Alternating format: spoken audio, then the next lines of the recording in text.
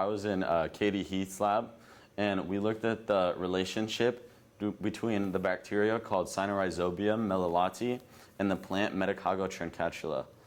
More specifically, what I looked at was the presence or absence of specific parts of the DNA sequence, so like gene clusters that have a positive or negative impact on its relationship with one another.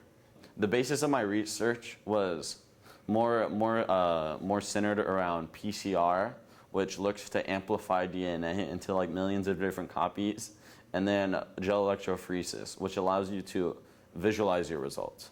Okay. And from there, we were able to detect which specific gene clusters within the Cynorhizobium, the bacteria that I mentioned, that are positively or negatively affecting its relationship, whether they were there or not. The first day I walked in, I was really nervous. I mean, what do you expect? You know, you're heading into a professional setting, and like you have no idea what it takes to be in there, what it looks like, what the people are like.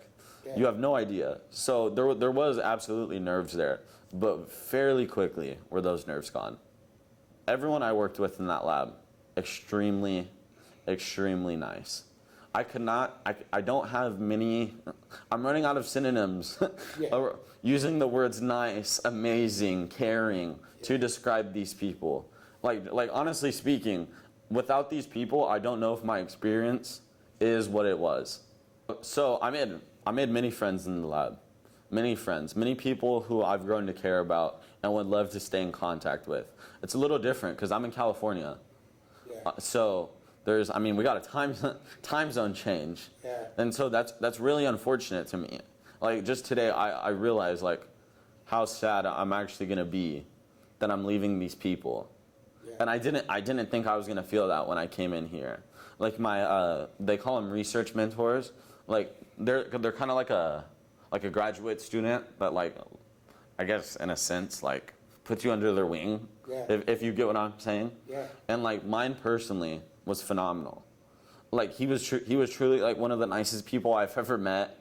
He seemed genuine in every action he did. He seemed like he truly cared about like what I was trying to do. And again, just repeating what I said, without that, I don't know if how much I enjoyed this experience is the same. So I think the research itself is one part of it.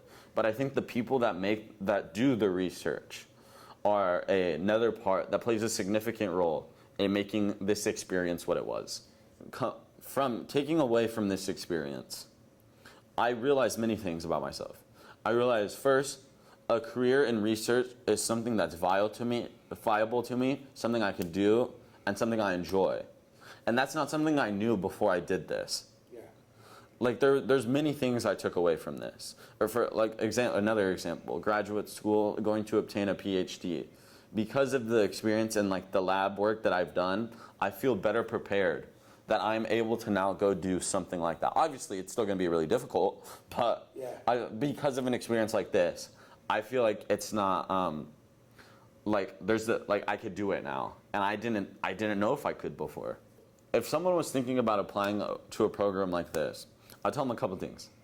I'd say first, you can do it. I don't think that's reiterated enough, because going through, like I'm a biology major, going through that, I feel like you hear all about like these specific programs, but you hear like, oh, they're super competitive. Oh, hundreds of people apply for this. It'll be crazy if you get into it. So I would give them the confidence that they can do it, and then I would tell them, don't procrastinate on the application process. For like many aspects of it, like you more often than not have to write like a personal statement. Have people look at that, because you want it to be your best work, because this is what you're going to be judged on. So always stay on top of the things, on top of the deadlines. Make sure you have a genuine interest in what it is that you're going to be doing, because if the interest isn't there, then when you actually get there, you're going to hate it.